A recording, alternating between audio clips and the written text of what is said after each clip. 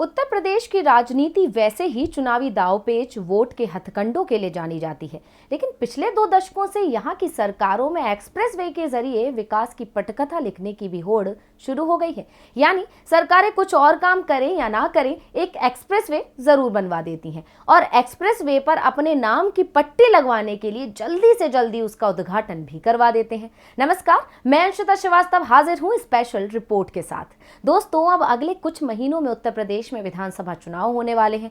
ऐसे में 2 दशकों से चली आ रही प्रथा को योगी जी कैसे तोड़ सकते हैं, इसलिए उन्होंने भी एक्सप्रेसवे का निर्माण करवा दिया। सिर्फ एक ही नहीं, वो तो इतना आगे निकल गए कि पूरे 3 एक्सप्रेसवे की सौगात यूपी को दे रहे हैं। लेकिन अगर पिछले विधानसभा चुनावों के इतिहास पर नजर डाली जाए तो एक्सप्रेसवे बनवाने वाली सरकार सत्ता से ही चली गई थी। ऐसे में सवाल ये उठता है कि क्या योगी जी इस भ्रांति को तोड़ पाएंगे या फिर उनका हाल भी कुछ ऐसा ही होगा जो पिछली सरकारों का हुआ। क्या सिर्फ सरकार के नाम का एक्सप्रेसवे रहेगा और सरकार चली जाएगी? हालांकि मायावती और अखिलेश को तो ये एक्सप्रेसवे सत्ता की मंजिल पर नहीं पहुंचा सके, लेकिन योगी का पूरा जोर इस मिथक को भी तोड़ने पर है। लेकिन ये तो हम सभी जानते हैं कि ये तो जनता ही तय करेगी कि वो सरकार को दोबारा एक्सप्रेसवे बनाने का मौका देगी या नहीं। उत्तर प्रदेश में 16 नवंबर को पीएम मोदी योगी सरकार के ड्रीम प्रोजेक्ट पूर्वांचल एक्सप्रेसवे का शुभारंभ करेंगे। सरकार का दावा है कि कोरोना महामारी के बीच सरकार ने एक्सप्रेसवे को तय समय के अंदर पूरा कराया है। हालांकि सियासत इस पर भी शुरू हो गई है। दूसरे प्रोजेक्ट्स की तरह इस प्रोजेक्ट के लिए भी सरकार पर आरोप लग रहे हैं कि वो किसी और के काम को अपना बता रही है। दरअसल पूर्व सीएम और सपा अध्यक्ष अखिलेश यादव इस एक्सप्रेसवे को अपनी उपलब्धि बताते हैं। अखिलेश का दावा है कि एक्सप्रेसवे की पूरी योजना उनके शासनकाल में ही तैयार हो गई थी। समाजवादी सरकार के एक्सप्रेसवे से पूरे प्रदेश की जनता को लाभ होगा। वैसे समय चुनावों का है, इसलिए राजनीति में इस तरह के आरोप प्रत्यारोप का दौर चलना बेहद ही आम बात है। बहरहाल यूपी में एक्सप्रेसवे की सियासत कोई नई नहीं है। हर सरकार 5 साल का कार्यकाल पूरा करने के बाद अपनी उपलब्धियां जनता के सामने रखने की कोशिश करती है। उसमें अगर कोई बड़ी उपलब्धि हो तो सरकार विपक्ष को घेरने से भी नहीं चूकती और पिछली सरकारों के कामकाज से अपनी तुलना भी शुरू कर देती है और इसके जरिए सत्ता में वापसी का रास्ता भी तलाशती है। लेकिन पिछला रिकॉर्ड बताता है कि एक्सप्रेसवे की सियासत भी काम नहीं आई। यूपी में पूर्व मुख्यमंत्री मायावती ने पहली बार प्रदेश में एक्सप्रेसवे की आधारशिला रखी थी। आगरा से दिल्ली तक यमुना एक्सप्रेसवे बनवाया गया था। एक्सप्रेसवे तो बन गया, लेकिन जनता ने उन्हें सत्ता से बेदखल कर दिया। इसी तरह अखिलेश यादव ने भी अपने कार्यकाल में मायावती से बड़ी लकीर खींचने की कोशिश की और आगरा लखनऊ एक्सप्रेसवे का निर्माण कराया। अखिलेश यादव तो जब भी वर्तमान सरकार की नाकामियां गिनाते हैं तो साथ में अपने काम बताते हुए लखनऊ एक्सप्रेसवे का जिक्र जरूर करते हैं। यहां तक कि 2017 विधानसभा चुनाव के दौरान उन्होंने अपने एक्सप्रेसवे के मुद्दे को खूब बुनाया था और ये उनके चुनाव प्रचार का एक अहम हिस्सा भी था। और अखिलेश यादव आज भी अपने एक्सप्रेसवे की तारीफ करते नहीं थकते हैं। अभी हाल ही में जैसे ही योगी सरकार ने पूर्वांचल एक्सप्रेसवे के उद्घाटन की तारीख का ऐलान किया, अखिलेश यादव योगी सरकार पर तंज कसने से पीछे नहीं हटे और एक बार फिर उन्होंने पूर्वांचल एक्सप्रेसवे की आगरा लखनऊ एक्सप्रेसवे से तुलना करते हुए योगी के कामों की खूब बखिया उधेड़ी।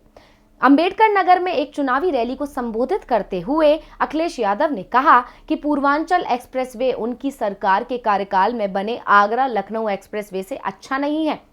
अखिलेश ने कहा, आगरा लखनऊ एक्सप्रेसवे पर अगर गाड़ी में पानी का गिलास भी रख दोगे, चाय भी रख दोगे तो नहीं गिरेगा। बाबा ने जो सड़क बना दी है, अगर गाड़ी की स्पीड बढ़ा दी तो कमर दर्द और पेट दर्द हो जाएगा। अगर गाड़ी में चाय पानी रख दिया तो कपड़े खराब हो जाएंगे और दोबारा नहीं पहन पाओगे। इसके अलावा अखिलेश यादव ने कहा कि जहां जरूरत थी वहां तो बुलडोजर चलाया नहीं। अगर धुआं उड़ाते हुए बुलडोजर चला दिया होता तो आगरा लखनऊ एक्सप्रेसवे से अच्छी सड़क पूर्वांचल एक्सप्रेसवे की होती। उत्तर प्रदेश में पूर्व की अखिलेश सरकार और वर्तमान योगी सरकार के बीच एक बार फिर श्रेय लेने की होड़ शुरू हो गई है। पूर्वांचल एक्सप्रेसवे के उद्घाटन को लेकर सपा और बीजेपी में लड़ाई छिड़ गई है। प्रधानमंत्री नरेंद्र मोदी पूर्वांचल एक्सप्रेसवे का शिलान्यास करने वाले हैं, लेकिन उससे पहले अखिलेश यादव ने बीजेपी पर बड़ा आरोप लगाया है। उन्होंने कहा, हमारी योजनाओं से समाजवादी शब्द हटाकर राज्य की योगी सरकार हमारी खड़ी फसल काट रही है। आपको बता दें कि चुनाव को लेकर सरकार ज्यादा से ज्यादा योजनाओं का उद्घाटन कर जनता को अपना काम दिखाना चाहती है, लेकिन जिस एक्सप्रेसवे का शिलान्यास कर वो जनता के सामने काम का बखान करना चाहते हैं, क्या वो काम वाकई उनकी सरकार में हुआ है? ये सवाल अखिलेश यादव के आरोप के बाद उठ रहे हैं। दरअसल पूर्वांचल एक्सप्रेसवे को लेकर पूर्व सीएम अखिलेश यादव ने पीएम मोदी और योगी सरकार को घेरा है।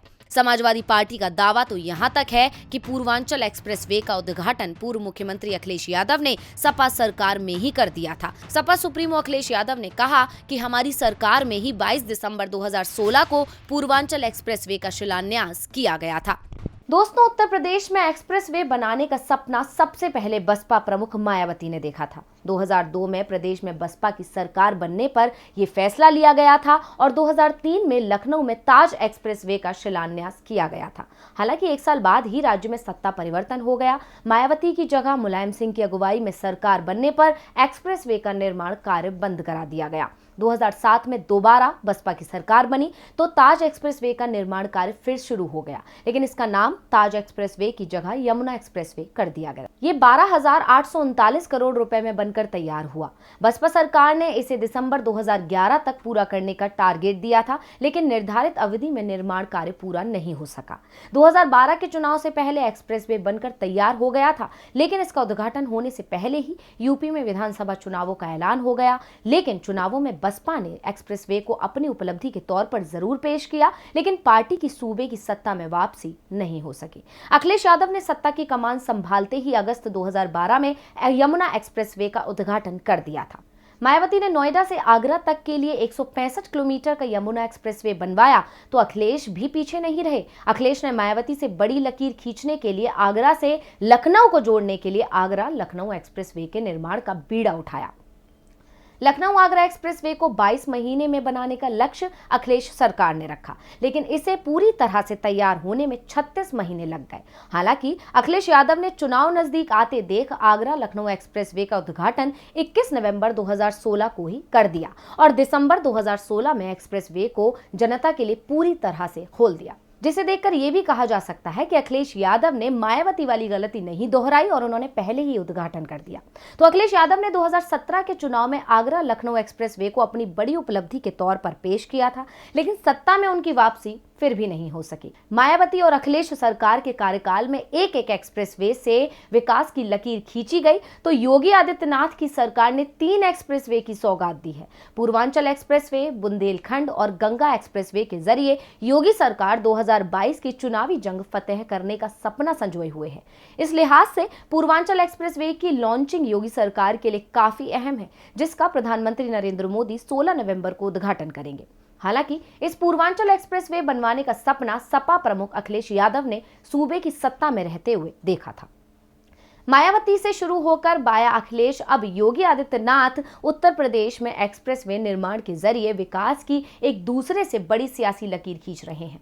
साल 2012 में अखिलेश यादव सत्ता में आए तो उन्होंने लखनऊ से आगरा के बीच 302 किलोमीटर लंबे आगरा एक्सप्रेसवे का निर्माण कराया। इस एक्सप्रेसवे से लड़ाकू विमानों को उड़ाकर उन्होंने देश भर की निगाहें अपनी तरफ खींची थी। वहीं अब योगी सरकार अगले 2 महीने में 2 एक्सप्रेसवे का उद्घाटन करने जा रही है, तो एक एक्सप्रेसवे की वो आधारशिला भी रखेगी।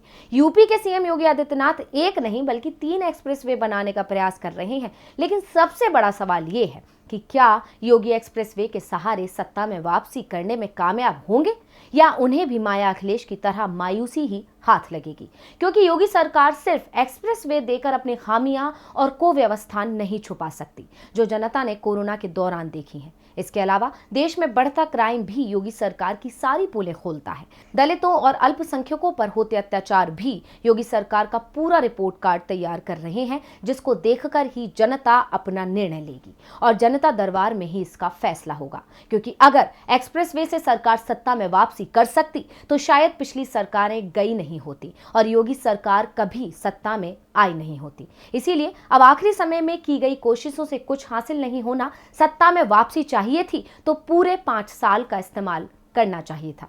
इसी के साथ मुझे दीजिए इजाजत, फिर हाजिर होंगे एक और स्पेशल रिपोर्ट के साथ। नमस्कार।